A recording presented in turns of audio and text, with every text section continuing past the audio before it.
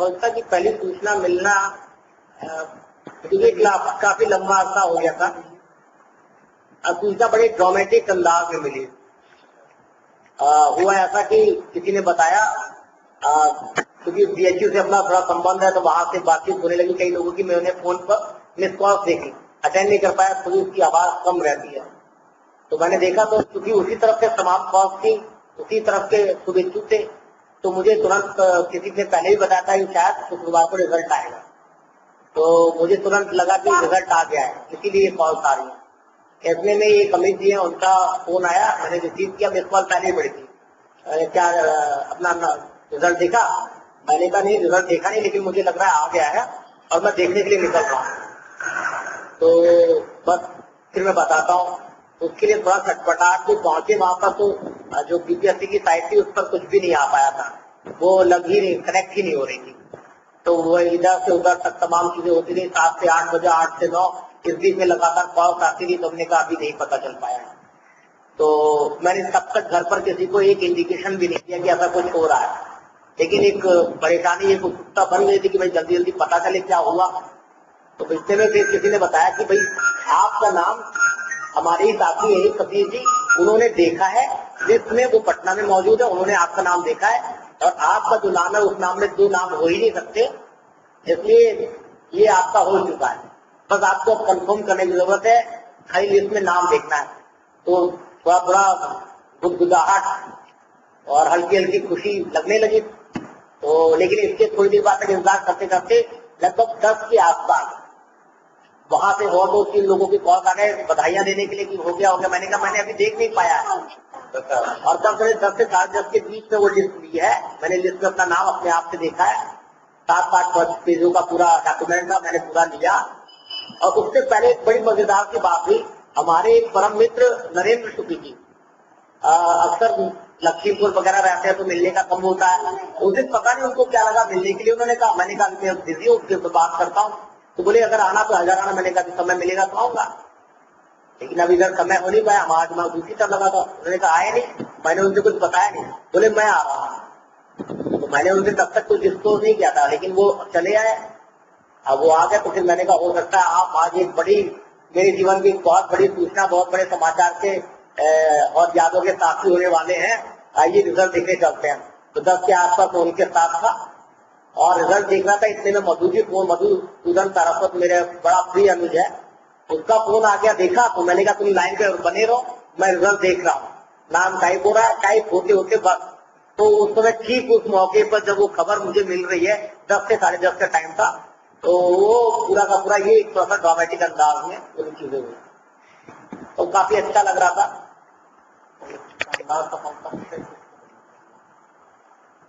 शानदार सफलता का श्रेय सबसे पहले तो परिवार को देना चाहेंगे कि एक परीक्षार्थी लंबे समय तक तमाम समस्याओं में उलझा रहता है, पढ़ाई से लेकर तमाम चीजों में, और ऐसे में तमाम जवाबदेही। अजय जी आपसे ही बात होती थी तो अक्सर आप कहते थे कि हमसे ज्यादा परेशानियां हमारा परिवार सुनता है या महसूस करता है या झेलता है, क्योंकि हम तो समाज से कट गए और फेस वही कर रहे हैं समाज को। तो निश्चित रूप से वो अपने आप तक एक शॉक ऑब्जर्वर की तरह सारी चीजों को अपने पास तक आगे दे देते और महसूस कर लेते थे, कहते थे, हम तक नहीं पहुंचाते थे। हालांकि हम लोग भी समाज से थोड़ा थोड़ा परिचित होते थे।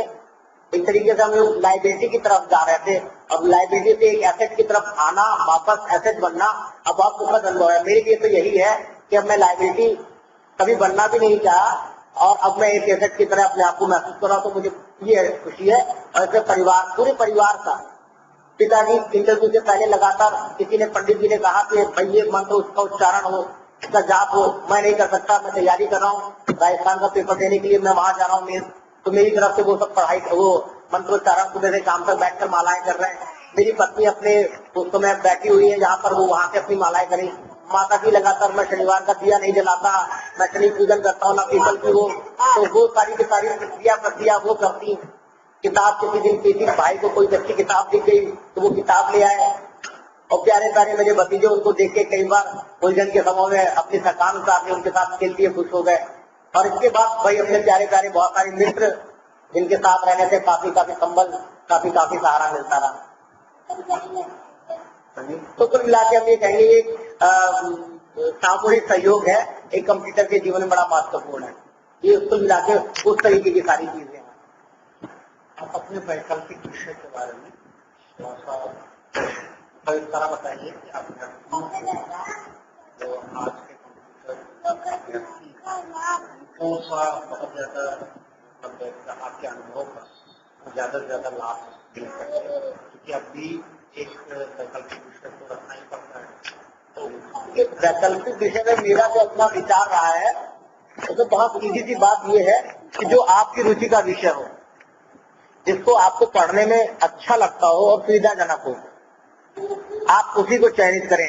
सिलेबस छोटा है, बड़ा है, मैटर है कि नहीं है, इन सारी चीजों से ज्यादा इम्पोर्टेंट बात यह है कि जब आप उस पर्टिकुलर बुक को या सिलेबस को खोलते हैं, देखते हैं, पढ़ते हैं, तो क्या आपको अच्छा लगता है उसको पढ़ना।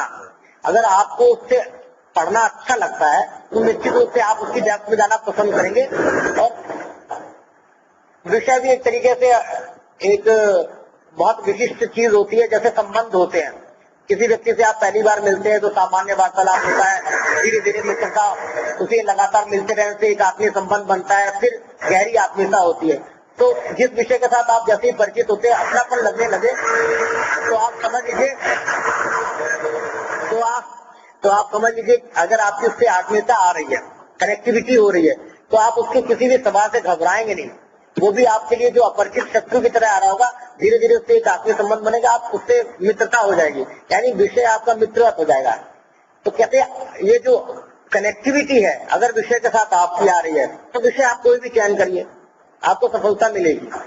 और ये मेरे साथ रहा कि मुझे इतिहास बहुत प्रिय रहा, और दूसरा साहित्य में थोड़ी रुचि रही तो हिंदी साहित्य मेरा विषय रहा, और दोनों मेरे रुचि के विषय है। आम जीवन में भी, बोलचाल में भी उसका प्रयोग करते रहे तो बड़ी आत्मीयता रही तो आसान रहा। तो मैं यही कहना चाहूंगा कि जिससे स्टूडेंट अपनी कनेक्टिविटी कर सके, महसूस कर सके। एक एग्जांपल इसमें सीधा तो ये कि जैसे कई बार हुआ कि सोशल वर्क बड़ा छोटा सब्जेक्ट है, वो क्यों ना ऑप्ट किया जाए, या बिहार में LSW बहुत अच्छा सब्जेक्ट चलता है, तो आज मार्केट में है ये बातें, तो हमने उसके लिए भी कहा कि जो हमें पसंद है हम वही करेंगे।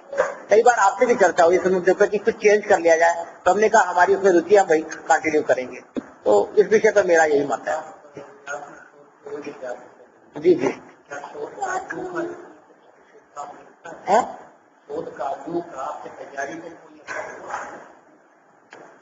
देखिए, शोध कार्य जो है एक अध्ययन से जुड़ा हुआ सीधा विषय है।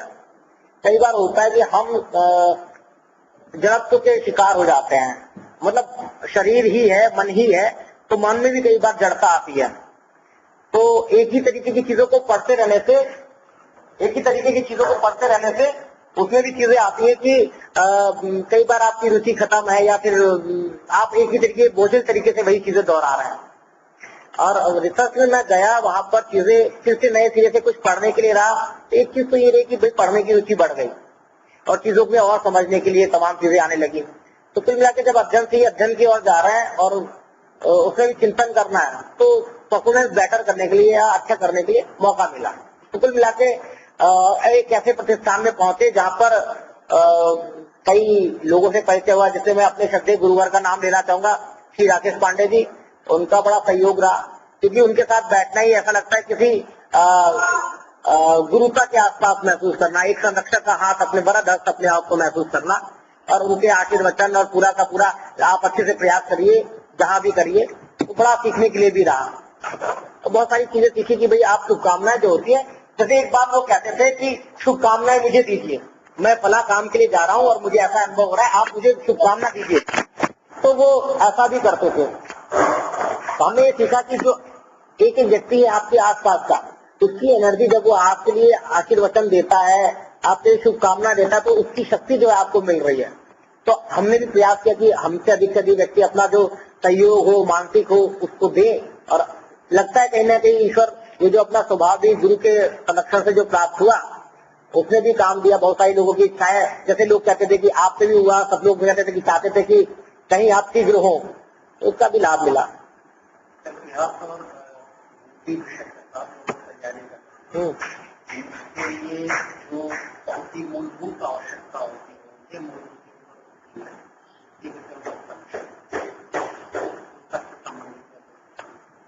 विषयों का चयन करने में भी बहुत ज्यादा परेशानी। निश्चित रूप से विषय के साथ संबद्धता तभी आती है जब आप पुस्तक पढ़ते हैं। अगर पुस्तक जो है, जो आपकी सामग्री है, वो अगर अच्छी है तो आप बहुत जल्दी उससे आत्मीयता भी स्थापित करते हैं और सीखते समझते भी हैं। भाई हमारी परंपरा में तो ये भी है कि जब आप पूजन करने के लिए बैठते हैं तो सबसे पहले उस पुस्तक का ही पूजन करते हैं, क्योंकि आखिर सारा ज्ञान तो आपको उसी से मिलने वाला है। तो अपनी परंपरा भी पुस्तक की वार्ता को मानती है। तो विषय को लेकर भी अगर इतिहास की लेकर बात हो तो ये बहुत अच्छा समय है, आ गया है। पहले तो ऐसा होता था कि भाई बहुत अच्छी बुक जो है वो इंग्लिश में ही मिलेंगी, लेकिन अब ऐसी भी समस्याएं समाप्त हैं, हिंदी में उनके अनुवाद उपलब्ध हैं और हिंदी में भी प्रतिष्ठित रचनाकार अपनी पुस्तकें लिख रहे हैं विषय से संबद्ध। तो उन पुस्तकों के माध्यम से बड़ी सहायता है। तो निश्चित रूप से पुस्तकें महत्वपूर्ण है और उनका चयन खास तौर से हम बात करना चाहिए, नाम लेने की बहुत आवश्यकता नहीं लगती, लेकिन विषय से संबद्ध सारी महत्वपूर्ण पुस्तकों को लोग जानते हैं और उपयोगी पुस्तक, महत्वपूर्ण पुस्तक जो विषय से संबंध हो उसका लाभ मिलता ही है। अच्छा, कोचिंग का क्या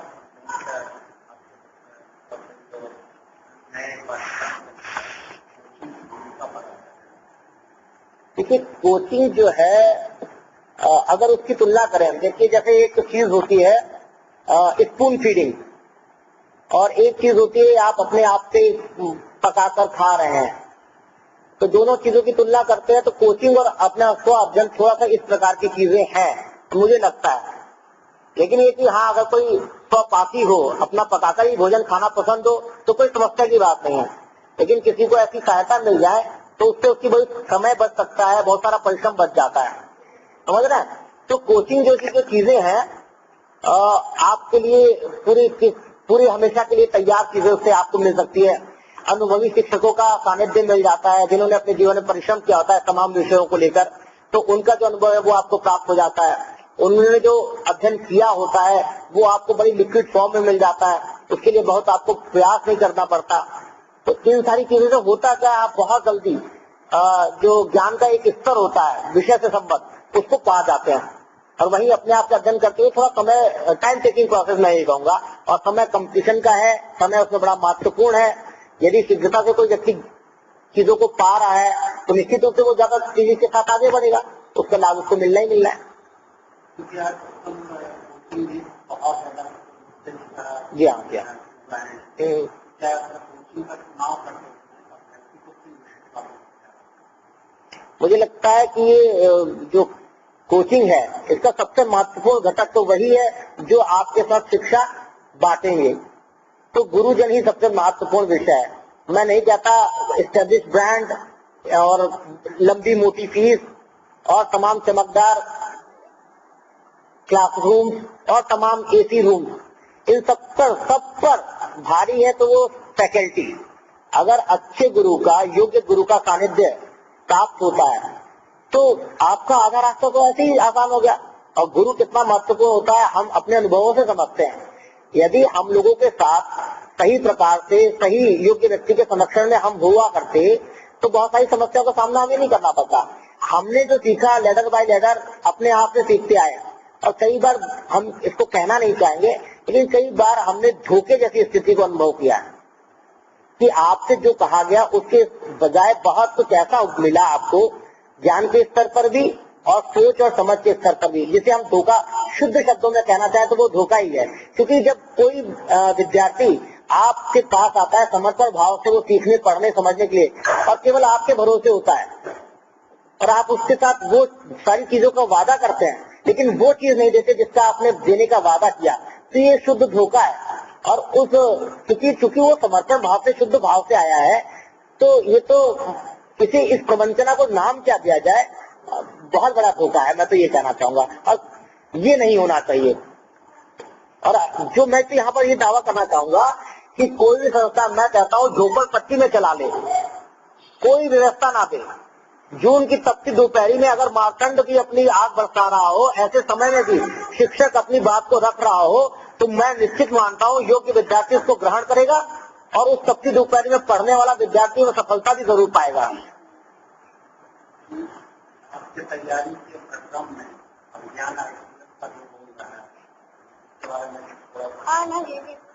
देखिए, विज्ञान ICS एक ऐसी संस्था है जहाँ पर हमने अनुभव किया कि जिन चीजों से हमने समस्याएं पाई या जिन तरीकों से हमें समस्याएं दिखी, जिन जिन तरफों से, वहां पर ऐसी चीजें नहीं है। वहां पर जो शिक्षकों का व्यवहार रहा, क्योंकि थोड़ा सा हम लोग जिस समय में संघर्ष एक लंबे दौर से होकर आए, तो कई बार जो गुरुजन है उनसे भी थोड़ा सा मित्रवत संबंध भी रहा, उनसे साहचर्य भी मिला, सीखने के लिए भी मिला, चिंतन का एक स्तर भी प्राप्त हुआ, अपनी बात को रखने का तरीका सीखा। और इसके बाद जो कुछ भी हुआ उसमें एक शुद्धता, मैंने पहले भी जिक्र किया कि प्रवंचना या धोखा सबसे खराब चीज मुझे लगता है यही है। नेहरू साहब 62 में जो युद्ध हुआ, 64 में जो उनका देहांत हुआ, मेरा अपना मानना है कि ये 2 साल जो है ये धोखा खाने का ही गम है, जिसने इतनी जल्दी उनके प्राणों को हर लिया। तो धोखा खाना बड़ी बुरी समस्या है।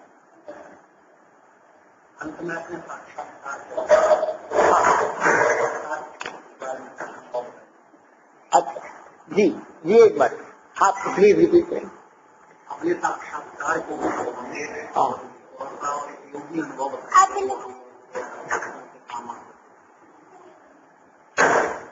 इसी इंटरव्यू में तो मैं कहना चाहूंगा कि अभिज्ञान संस्थान से भी थोड़ा कुछ सहयोग, मुझे थोड़ा क्यों कहूंगा मैं, कुछ चीजें होती है इंटरव्यू की जो मूलभूत आवश्यकता होती है, जिसे हम मैनरिज्म कहते हैं, उस पर बहुत सारी छोटी छोटी बातें होती हैं लेकिन बड़ी महत्वपूर्ण होती हैं ऐसे इंटरव्यूज में।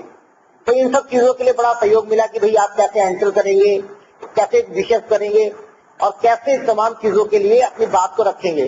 जैसे एक बहुत छोटी सी बात है कि कोई भी प्रश्न पूछा जाए तो बड़े धैर्य से सुनेंगे, उसके बाद अपना कुछ समय लेंगे। बहुत जरूरी नहीं कि आप तुरंत आंसर करें, चीजों को समझेंगे, उसके बाद आप थोड़ा समय लेंगे और एक अच्छे विद्यार्थी की तरह जो सोच कर समझ कर अपनी बात रखता है वो करेंगे। तो ये सारी चीजें सीखने को मिली और वहां से बड़ा सहयोग मिला। तो हमने भी इसी चीज को अपनाने का प्रयास किया, अपनी बात को रखा।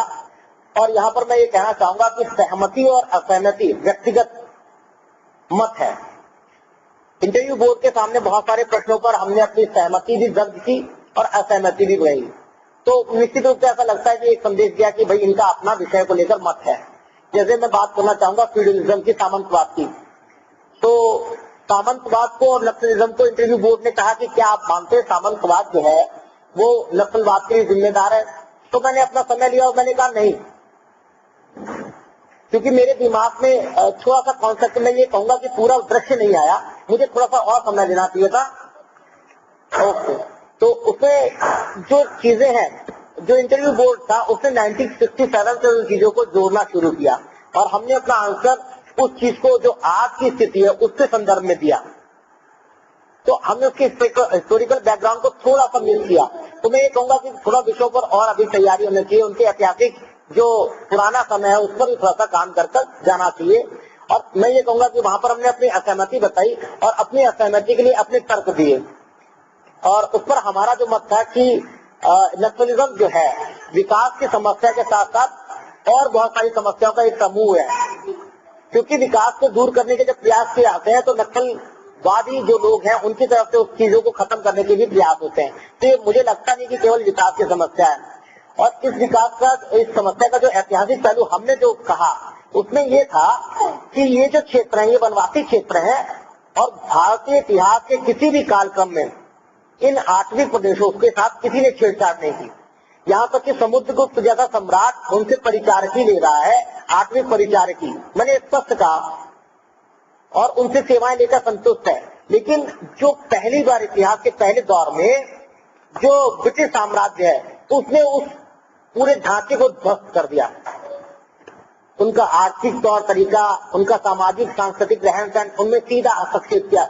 यहाँ तक कि जिन इलाकों को कभी छुआ किसी ने नहीं, उन इलाकों में उन्होंने अपनी जो प्रशासनिक व्यवस्था है उसके जो टूल्स हैं, जमींदार व्यवस्था, महाजनी व्यवस्था, ऐसे सारे लोगों को बताया और आदिवासियों की कीमत पर बताया। और बड़े दुर्भाग्य का विषय ये रहा कि मुझे लगता है 2008 या 9 में ऐसा वन उपज अधिकार अधिनियम आया। इतनी सारी समस्याओं को झेलने के बाद आज भी हमारे ढांचे में वो संवेदना, हमें लगा कि वो परिवर्तन जो होना चाहिए था अपने लोगों के हिसाब से वो नहीं किया गया और इस वजह से समस्याओं का अनदेखीपन हुआ, वहां से समस्याएं बढ़ती चली गई। और ये जो दूसरा एंगल है इसका, ये मुझे लगता है निश्चित रूप से राजनीतिक दुरुपयोग है। जब कोई कहता है कि 2050 में हम पूरा सिनेरियो चेंज कर देंगे पॉलिटिकल, तो ये नक्सलिज्म जो है विकास की समस्या ज्यादा राजनीतिक समस्या हो जाती है। ये मैंने अपना मत रखा, उस पर सहमति इंटरव्यू बोर्ड की भी हो सकती है, लेकिन जो मेरा मत है मैंने ईमानदारी से उसको रखा जी। तो मुझे लगता है कि अपनी बात को रखना चाहिए, उसके लिए आपके पास पर्याप्त तर्क होने चाहिए। सहमति असहमति विषय से आपका अपना निर्णय है जी। जी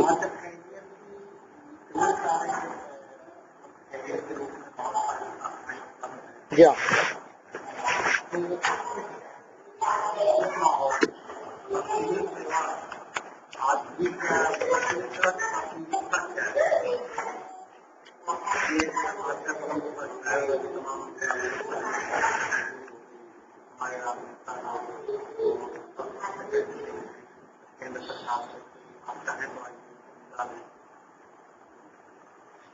देखिए, प्रशासनिक व्यवस्थाएं, क्योंकि इतिहास अपना विषय रहा है, तो प्रशासनिक व्यवस्थाएं तो आवश्यक होती है किसी भी राजनीतिक ढांचे को चलाने के लिए, यहाँ तक कि कोई साम्राज्य ही क्यों ना हो और लोकतंत्र ही क्यों ना हो। तो लेकिन अब उसका तरीका और तौर क्या हो सकता है, इस पर प्रश्न और विचार हो सकता है। एक लंबे दौर में हमने देखा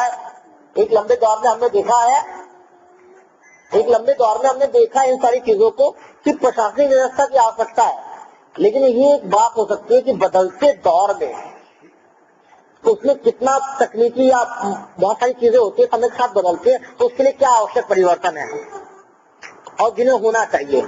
लेकिन अगर कोई भी व्यक्ति ये बात कहे कि किसी प्रकार के प्रशासनिक ढांचे की आवश्यकता नहीं है, तो मुझे लगता है कि इस बात पर विचार करना भी निरर्थक होगा। ठीक है, और प्रशासनिक सेवाओं की उपयोगिता यहाँ से तय होती है कि आखिर जो गांधी जी का जो अंतिम व्यक्ति है, जो लाइन में पंक्ति का अंतिम व्यक्ति है, उस तक सेवाओं को देने का दायित्व तो कौन तय करेगा और वो कैसे पहुंचेंगे वहां तक। तो कोई ना कोई ढांचा तो चाहिए। तो किसी व्यक्ति के इतना कह देने से तो समस्या का हल नहीं होता, मुझे लगता है समस्या और बढ़ जाती है। और दूसरा बिंदु ये कि अगर प्रशासनिक सेवाओं की जो आज का युवा है उसको देखा जाए, तो चूंकि उनकी उपयोगिता ऐसी है कि समाज के साथ सीधे उनका संबंध है। मैं तो यहाँ पर गीता का श्लोक उद्धृत करना चाहूंगा कि यदि आप इस सिद्धांत को भी मानते हैं कि न तो हम कामये राज्यम न स्वर्गम न पुनरुद्भवम केवलम दुख तप्ता नाम प्राणी नामाति नाशनम, यानी दुख से तपते प्राणी के कष्ट को अगर आप नाश करना चाहते हैं, तो मैं तो ये कहूंगा इससे बड़ा कोई दायित्व नहीं है, और उस दायित्व की पूर्ति के लिए प्रशासनिक सेवाओं से अच्छा कोई माध्यम नहीं है। संभावनाएं बहुत सारी हैं आज के आधुनिक युग में, बाजारवाद में, भौतिकवाद में बड़ी संभावनाएं हैं और बहुत अच्छी सुविधाओं के साथ, जीवन शैली के साथ तमाम चीजों को आप पा सकते हैं।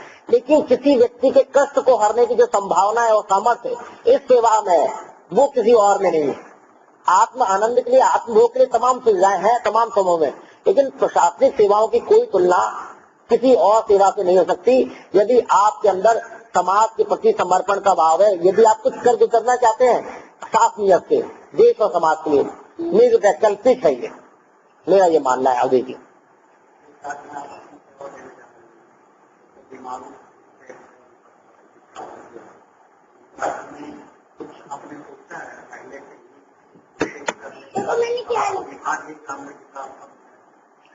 देखिए मैं यहाँ पे कहना चाहूंगा, विशेष जो एक शब्द है इसकी मुझे लगता है कोई आवश्यकता ही नहीं होती, क्योंकि जो आपका दायित्व है सिर्फ उतने का निर्वहन यदि आप ईमानदारी से कर गए तो वो अपने आप विशेष हो जाने वाला है।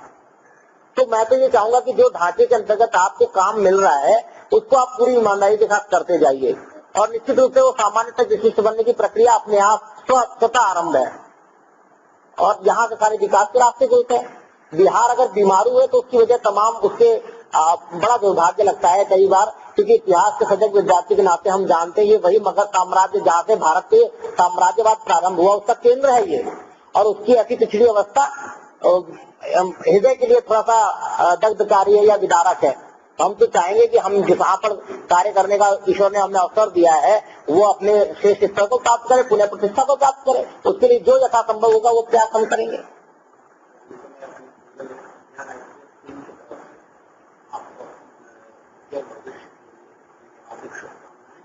अंत में आने वाले व्यक्तियों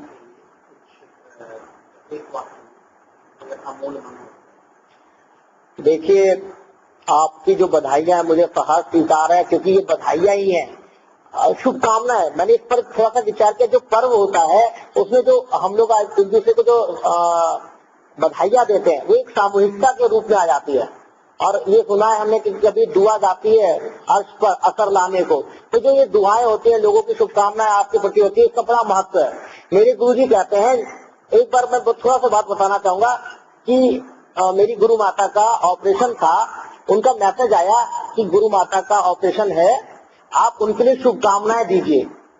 इससे मैंने समझा कि जो इतना विराट व्यक्तित्व ये आकांक्षा कर रहा है कि मतलब उनकी शुभकामनाएं के लिए आप केवल आशीर्वचन कहें, इसका मतलब उस चीज का बड़ा महत्व है। तो आपके आसपास के परिवेश की आपके साथ शुभकामनाएं यदि जुड़ती है तो वो निश्चित रूप से आपके तत्वों को, आपके क्षमताओं को बढ़ाता है। तो मैं बड़ा गौरवान्वित अनुभव करता हूँ। आप लोगों की जो भी शुभकामनाएं मेरे प्रति हैं और मेरे उज्जवल भविष्य के प्रति जो कामनाएं हैं उसके लिए धन्यवाद। और एक ही शब्द में कहना चाहूंगा, जो संदेश है, योगा कर्मसु कौशलम। योग कुछ नहीं है, कर्म को कौशल पूर्वक करने की विधा है। यानी मनोयोग से जुड़कर अपना काम कीजिए, समर्पण से काम करेंगे सिद्ध होंगे, समर्पण से ही सिद्धत आती है। और श्रद्धावानम लब्धे ज्ञानम, गुरु के प्रति श्रद्धा रखें, उससे आपको निश्चित रूप से ज्ञान प्राप्त होगा। ये मेरे अखिलेश गुरु जी ने बताया था। धन्यवाद।